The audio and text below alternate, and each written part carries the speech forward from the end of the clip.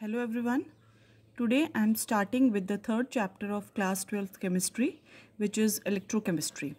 So we are starting with the definition of the term electrochemistry. So it is the study of production of electrical energy from spontaneous chemical reactions and the use of electricity to bring about non-spontaneous reaction. So in simple words we can say it is the study of conversion of electric energy to chemical energy or chemical energy to electric energy. Based on these conversions, cells are of two types. The first one is electrochemical cell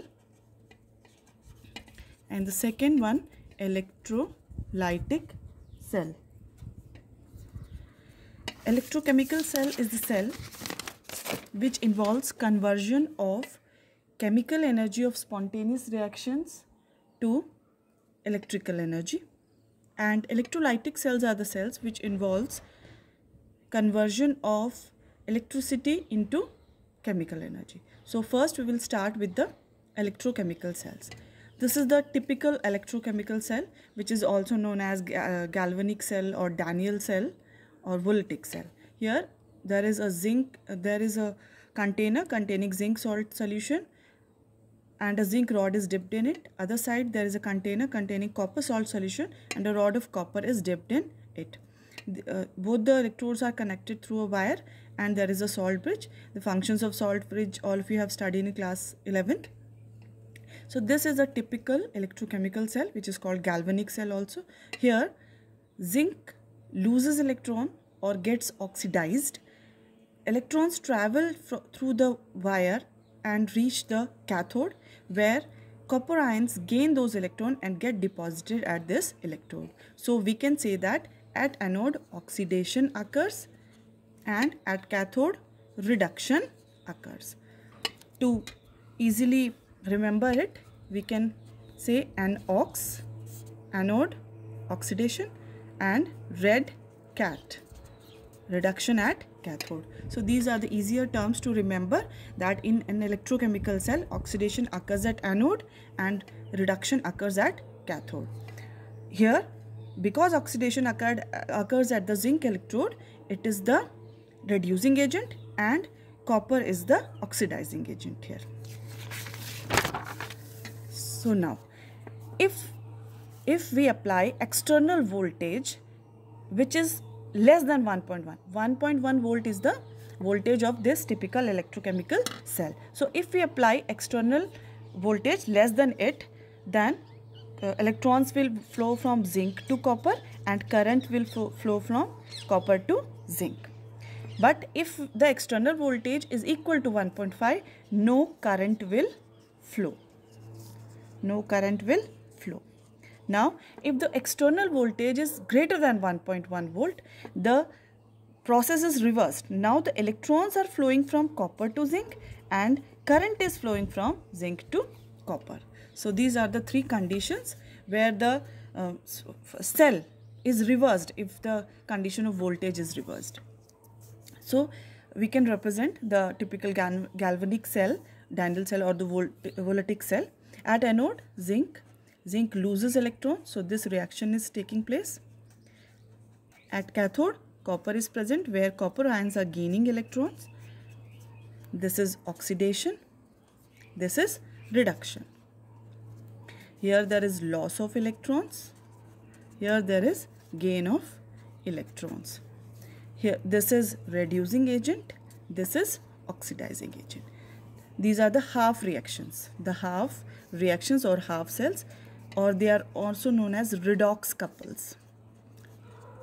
When they are connected together, they form a cell.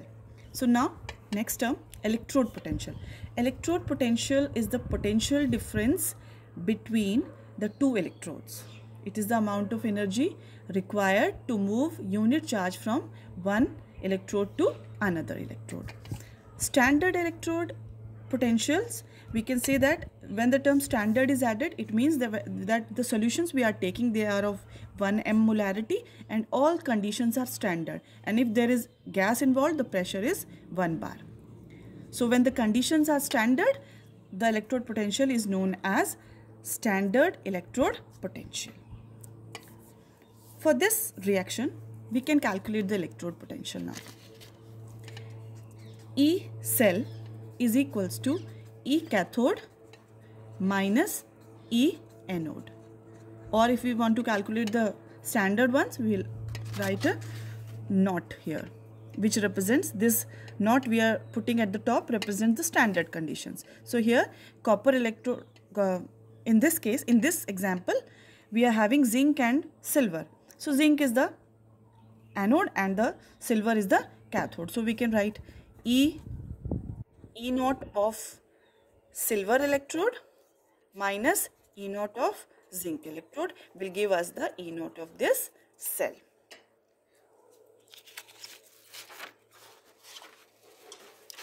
Now we move on to representation. We are moving on to representation. How can we represent any cell? For representation, on the left, we always write the anode. So we will show in bracket, we will write the concentration here. The double lines represent the salt bridge. On the right, we will write the cathode. So copper was the cathode. We will write the concentration here and copper solid. This is also solid. These are in aqueous forms. So this is the representation of any cell. In the second example, we can also represent. Here we are using zinc as anode, but the cathode was silver. So this is the representation of the second cell.